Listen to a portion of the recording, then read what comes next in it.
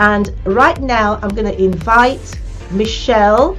Michelle Dowsett is a virtual assistant and a businesswoman. She's a mother, she's a wife, and she's going to come and tell us how she manages to combine all of this. Okay, so guys, help me welcome Michelle as she joins us. Hey, Michelle. Hi, Mary. Good afternoon. Hi. Hello. Good to see you. How are you? Very well, thank you. Yes, very well. Good. Now, Michelle, this is your very first Facebook Live. It is, Is yes. that right? Yeah. It is, And absolutely. Guys, it's our honor, it's our privilege to have you be with us on your very first Facebook Live. So thank you for making this the first outing. Yeah, thank you. Thank you very much for inviting me, Mary. Thank you. You're welcome. Michelle, if you just tell us a little bit about yourself, what you do, and how you came to start to do what you do. Just give us a little bit of background. So I'm a virtual assistant, and my business is Discovery PA Solutions. And I set up my business a couple of years ago. It's actually my business birthday next week. And I'd had 15 years working in retail in a corporate world as a retail manager. And I sort of had a love of generally of helping people. And I know you've talked about why, and that really is my sort of why. And it's interesting how you talked about how your why evolves over time. And I think as you do go through a career and you have a family and sort of the responsibilities that you have in your life, how that why changes. And I'm sure there's a lot of people in the current COVID sort of lockdown situation that are reassessing their why. And I was made redundant 3 years ago, and I'd never heard of the term virtual assistant at all. And a colleague that I worked in an admin role within the retail industry set up our own virtual assistant business. And I'm quite risk averse. And I thought after sort of 15, 16 years with the same business, I wanted a new challenge. I wanted to work with a smaller business. And so I did. I took a role on in an estate agent's. But I was always thinking sort of what if I'd have thought about maybe breaking out and having my own business. So I did that role for over a year. And as the previous years of employment, I'd had long commutes, long hours in retail. Always loved my job because I love being with people, love being surrounded by people. And I had a bit of a light bulb moment, to be honest. I sort of woke up and thought, I'm dropping my children off at 7 o'clock in the morning. I'm sitting in the car going to work again for another hour and a half, doing a full day's work, rushing home to pick up my children, and then still continuing to work in the evening. So I had a bit of a light bulb moment. What was my why again? My why had always been about helping people, but actually that why was now having an impact on me and my own work-life balance and my own family as that had evolved over time. So I decided to leave my job and set up as a virtual assistant and supporting other business owners to give them some time back so that they could either invest it back in their own business, but as a lot of my clients do, actually have that time back for them to invest in themselves and in their families. So my why has definitely sort of evolved. I think the helping part has always been there, but it's evolved now in the type of service that I offer. Previously, as a retail manager, my why was helping people develop, get promoted, work their way up the career ladder, run a profitable, successful store and manage all of the challenges that go with that. And now my why is about helping business owners and using all of my business experience to have that time so that they can invest in themselves. Yeah, awesome. I mean, there's so many things you said there, Michelle, that I wanted to pick up on. I mean, first, just talking about the fact that your why, your purpose evolves, and that is so true. But it evolves in the sense that your discovery of it is gradual. Mm-hmm. Well, that's what I believe anyway. Your discovery of it is gradual, it's over time, but it was always what it was. So for you, for instance, there's a consistent thread, isn't it? Your love for helping people. That's what you've been designed to do. That's what you're crafted to do. But the expression of that is changed over time. The way you do it is changed over time. That's what you're saying. And the type of people you're helping and how you're helping them is evolved over time. But the core purpose, i.e. helping people has remained the same. And it's similar for me. I mean, for me, empowering people is something that I've always loved to do. When I see people, I talk to people and they're sharing their challenges or their issues with me, immediately my mind is working out the answer. Immediately I'm thinking, okay, this you is can't what you help should be it. You can just you can't help it. Yeah, this is what you should be doing. This is what you should be doing. And over time, I've expressed that in different ways. There was a time I was a music director. In fact, I loved music, and people thought I would go into music full time.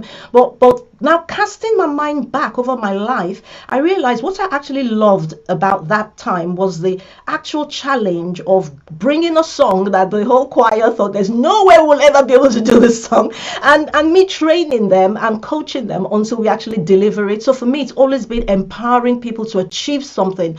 And only a few years ago was I able to actually articulate it to say, okay, actually, this is what I'm about. So that's so true. But something else you said you asked what if. And I know that there's so many people out there, Michelle, that ask that question. In my book, I talk about that actually. I say lots of people ask, oh, wouldn't it be nice if, or what if, but they never move past that place of, wouldn't it be nice if I didn't have to rush off at 7 a.m. to drop my kids somewhere? So tell me, so when that what if came up in your mind, how did you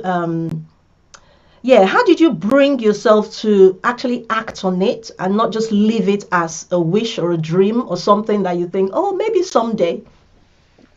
I think sort of the impetus to it really was me dropping my children off again and them saying, oh, mummy, another long day. We don't want to go to breakfast club and after school club, and then rushing to work and just feeling like I was forever apologising for not being able to be the perfect mum, the perfect sort of, employee, rushing around, never having sort of 2 minutes for myself. And I think once I heard my little girls say that was a real big impetus to say, why not? Why not now? Just, just do it. What's the worst that can happen? And I know you've talked about failure quite a lot in the past on your videos, Mary, but sort of failure is what's the worst thing that's going to happen? And actually, for me, I was able, once I'd made that decision, I was then able to put, I'm a big planner. That's all about me as a person as well as the business that I have, but just planning to make sure that I had the finances there to support me.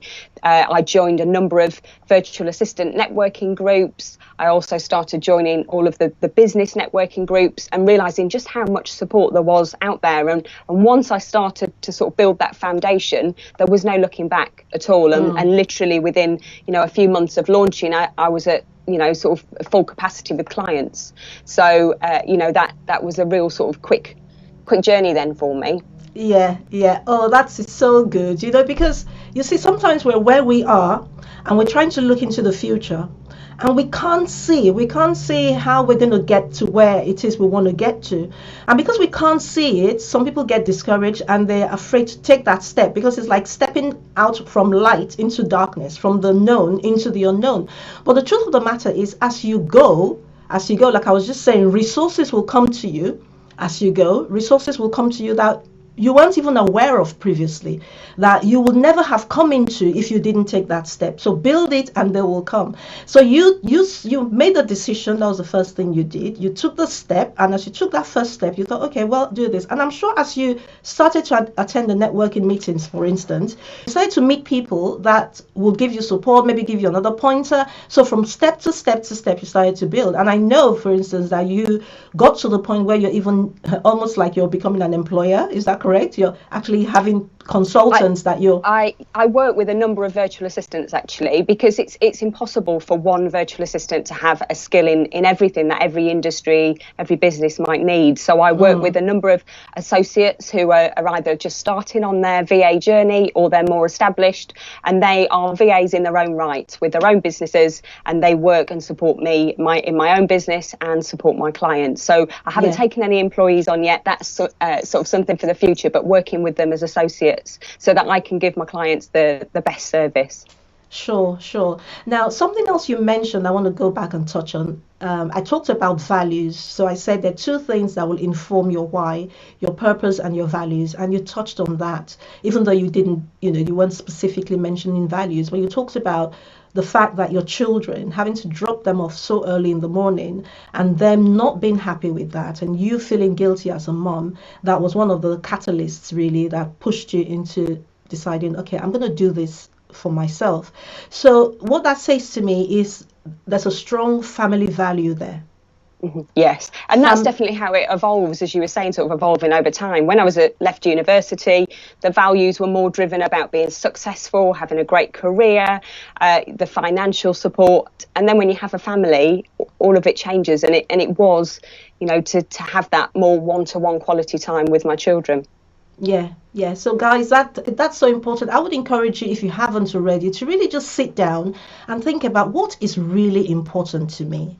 Because we can, like I say, get drawn by shiny object syndrome, and we're looking at somebody else's life and we look from the outside and we think, oh, they're so successful. But what does success mean, really? What does success mean? I mean, we've seen time and time again where celebrities that people tend to look up to, the next thing you hear, they've taken their life. And they seemed to have it all together. So I want to encourage you to really just take some time, create a purpose statement for yourself, a purpose statement personal to you, not for your business, not for anything else, just personal to you. Think about what's really important to you. What do I really want out of life? Rather than allowing life dictate what you take out of it, you say, I'm coming to life and I'm taking what I want. So you actually just sit down, think about your values, think about your purpose, think about the things that really interest you, the things that are important to you, and create a purpose statement. It will really help you when you, even in your business, when things start to pull you here, there, and everywhere. In my home, for instance, there are certain things that my husband and I never needed to think about. We never needed to deliberate on because family is important to us. My husband is an IT consultant, and sometimes he gets an offer that would take him away from the family for a considerable length of time, and some of those engagements can be quite lucrative, and if you're not careful, you can just say, okay, oh, but this is great money, let's go for it, and then the family starts to suffer. So values, purpose, extremely important that you get those right. Now I have a big announcement before this show ends, so stay with me. I'm going to bring that to you shortly. But so I think you've alluded to the fact, Michelle, but I'm going to ask you anyway. What is your life's passion? What is your life's passion? Do you know, it started really from being little. My mum's a nurse. My dad was in a sort of helpful industry, and so from a young age, it's always been about helping people, and I love helping people. And you were saying earlier, when you're talking to people already in your mind, you're thinking how you can help them, and for me, I just can't switch it off. I'm probably guilty at times of over servicing friends, in being the organizer and the planner, over servicing clients by sort of being available, sort of sometimes outside the 9 till 5 window. But that for me, it's not about the money of running a business. It's the feeling you get inside when you've helped that person, you've made their life easier, they look less stressed. You look at the number of business owners who stress is a real factor in their health and just sort of in the efficiency of their business. So it's so rewarding. So it's that theme has run throughout. I think my values have changed, and I think the outcome of my why. We talked sort of briefly off screen about Simon Sinek and knowing what your why is, and that's a brilliant book. That people don't buy what you're doing, they buy why you're doing it. And I think the networking and getting to know people, and I get to know my clients, and they understand why I'm helping them, and they understand why it's going to benefit them, and it is that why is just crucial. Yeah, absolutely. I mean, I remember the first day I met you, we connected in such a way that it was just so natural. I walked into the room full of lots of women. It was a networking meeting, sort of. And you walked up to me and just started to have a chat. And we just chatted throughout the whole evening. And that really came across, just your love for people and your desire to want to help people, keep them comfortable. So that's you. And it's amazing that you're able to bring that into your business. That you're able to bring that. You're not a round peg trying to force yourself into a square hole. You're absolutely doing something that is aligned with your strengths, aligned with your passion, aligned with your natural inclination, and that is the sweet spot, really. I always say to people, if you can if you can marry your strengths, your passion with your values, and connect it to people that you are designed to serve, you found your sweet spot. We're not all called to reach everybody, but we're all called to reach somebody. So if you can just find those that you are called to serve and serve them with all that you have, you've really found your sweet spot. So that's really awesome. What's been the highlight of your business journey? So you turn 2 in a week's time, did you say? Yeah. So what's been the highlight? Do you know, so many highlights, really. I think on a personal note, just the continuous learning, developing, sort of challenging, putting myself out of my comfort zone with things like this. And then on a business sort of level, you know, business is really busy, really successful. I'm working with some fantastic clients, making a real difference in their business. But also I'm working with a lot of people who are setting up as a VA, just to be there as a buddy, as an accountability buddy, as a support, as a friendly ear, having done that journey, having gone through the roller coaster of launching a business and the imposter syndrome and everything that goes with it, and just sharing my experiences and knowledge so that they can hopefully have a more flexible work-life balance that will fit around their children and their commitments. So that's really rewarding. You know, I don't get any money for that, but it's the rewarding, of being able to share the knowledge. Yeah, absolutely. And what's been the biggest challenge on the flip side of the coin? I think sort of, I try and be as helpful with top tips and advice, and I know I've sort of covered a work-life balance, but it's trying to take that advice myself all the time. I love helping people, whether it's, I see someone who needs some help sort of with their shopping or, out and about, and it's switching that off sometimes. And you've just got to really just reassess, take your own advice and reassess and just step back at times. Yeah, great. Okay, so I have a few questions I ask all my guests, and I'm going to ask you the questions. So, biggest life lesson to date? Biggest life lesson?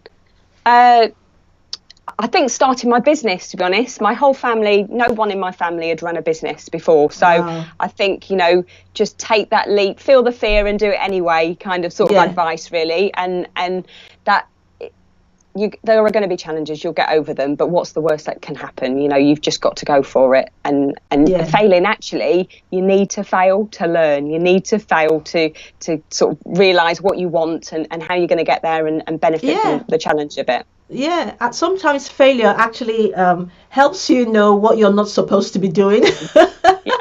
And you just realize, actually, I'm no good at this. I need to be doing something else. But it's all a learning curve, guys. I think I asked a question a couple of weeks ago, I think, on a number of groups I belong in. And I asked, what was the biggest hurdle you had to overcome in starting your business? And fear of failure was one that came top. So obviously I addressed that. Was it last week or the week before on this program? You can watch it on the Facebook page. There's really no need to fear failure, because it just comes to teach us stuff. That's all. See it as that. The lessons to be learned, and we just learn the lesson. We move on. We've gained an experience. We've done something that we didn't do before. We've learned something in the process. So definitely don't allow fear keep you back. I always say focus in the direction of where you want to go. Don't make decisions on the basis of your fear. Make it on the basis of your faith, i.e. faith in what you want to achieve. So if you want to achieve something, don't allow the fear of this, that, or the other determine the decisions you make. Let the goal determine the decisions that you make and the steps that you take. So it's good advice. Most difficult thing you've ever done? Well, I do love people, and sometimes in business you have got to make difficult decisions, and sometimes I've had to give feedback to people that they've not done something right, or is a job the job that they're doing the right job for them, and I don't like hurting people's feelings, but I think you when that's your job, you've got to do that, and you are helping them as long as it's constructive. You've got to be constructive, and then you've got to help them to be able to progress. And luckily, whenever I've had to deliver that information, I've always been able to help them to move on to a better situation. No, I think just because of your personality as well, you're such a lovely person. That's the truth. Oh, thank you. You are such a lovely person, so I can understand why that would be difficult for you. But like you say, if you look at it from that point of view that you're actually helping them. Don't you just find it funny sometimes when you watch programs like the X Factor, and then you've got this young girl or young lad with a whole village accompanying them to the audition, and they're all singing their praises, saying how awesome this audition is going to be, and then they open their mouth and you're like, oh my gosh, why didn't your family tell you cannot sing? So, you've got to detach yourself, haven't you, from the decision. That's the key. It's like when saying no. You know, you've got to detach yourself from, you know, actually saying no and the person and that personal Absolutely. element. Yeah. It's nothing personal. I'm just, you know, telling it as it is, and it will help you. That's great. Most embarrassing moment. Oh goodness. I don't think I've had a really embarrassing moment, to be honest. You're too picture perfect. That's the problem. No, you know, I as a child, my dad constantly had the video camera everywhere, and I think I sort of tripped up and fell down a hill once whilst caught on video, and then had that played to me for the rest of my life. But I think that's probably touch wood, something probably absolutely shocking is going to happen soon. But I haven't had an embarrassing moment. That's because you're a planner. You plan everything to the T, so you try and avoid those. Do you have a role model? Is there somebody that you consider to be a role model? There is. I look at some friends and I think you're a great role model as a mum, others great model as a role model as a wife, and being part of some amazing networking groups as well. I look at business owners and think, you know, you are exactly as I want to grow my business and be as a business owner. And again, I just take snippets because I don't want to imitate anybody. I want to just be me and be authentic, as you said earlier. You know, the whole of you is what's authentic, and that's what people buy into when they work with you. So I take those little gems from everybody and sort of then pinch them and bring them all together and make them my own. Yeah, absolutely. And I love the fact that when you're talking about role models, you're not necessarily talking about household names that everybody knows. You appreciate that there are people you meet on a day-to-day basis that can be a role model in one area or the other. And that's that's the main thing, the main message I'm trying to get across, that every single one of us can live a life of significance. You don't have to be influencing tens of thousands. You don't have to be influencing 1,000. You could be influencing 10. You could be influencing 100. You could be influencing 1,000 or tens of thousands. But the important thing is whoever you're influencing, that you're doing that deliberately and intentionally, because there are people watching you. So I'm sure, Michelle, those that you consider to be role models, I'm sure they don't even realize that you see them in that light. They're just living their life. So I want to encourage you guys, you know, live life by design, be intentional in how you live your life, because somebody is watching you. Okay. Final question. What does success mean to you? I think if you'd have asked me that 20 years ago, it would have been the secure job, the lovely, you know, top of my ladder career, and, you know, lovely holidays, but quite financial based. But as you get older, and I'm getting older and sort of with my own business, it's all about time. Time just is precious. You can't buy time. I know you can buy my services to get more time, but, you know, it is going. So it really is just make the most of the time that you have. Yeah. Okay. Now, Michelle, what would you say to somebody out there who is, because you mentioned, that was something else you mentioned about the fact that you were made redundant. So you were made redundant, and then you went, as you do, to, you know, autopilot. What do you do when you get made redundant? You just go get another job. That's what you do. And that was what you did. Yeah. But then, like you said, there was something that happened around your family, around your values, and you actually took a step back and began to ask yourself, is this what I really want to do? And I know, especially now, there are lots of people being made redundant, lots of people losing their jobs, lots of people have had time to reflect, even if they haven't lost their jobs, they've had time to reflect during the lockdown and ask themselves that same question. Is this how I want to live my life? Am I happy? What would you say to people like that who may be thinking of stepping out to launch their own business or do something that's been on their hearts to do, but they have all these fears, all those hesitations? What would you say to them? Yeah, don't hesitate. There is so much support out there, and I think sort of just speak to a business owner, and you'll see that actually it's not as scary as it you think it could be. There's so much support within whichever industry you want to go in as well. I've had a number of ladies, in particular ladies, contact me. About 16 over the last few months of lockdown, saying I love helping people and supporting with admin. How do I go about setting up? And I'm guiding them through that setup process, and actually they're already getting on with it. It's not as scary. And so we all feel fear. It's a good thing to feel fear, but take the time out, like you said, work out what your why is, and you need to do that in isolation. You need to be a bit selfish. Go and have a few hours sat out in the sunshine and have some time thinking about what makes you want to get out of bed in the morning. Because if you don't want to get out of bed in the morning, there's a reason why.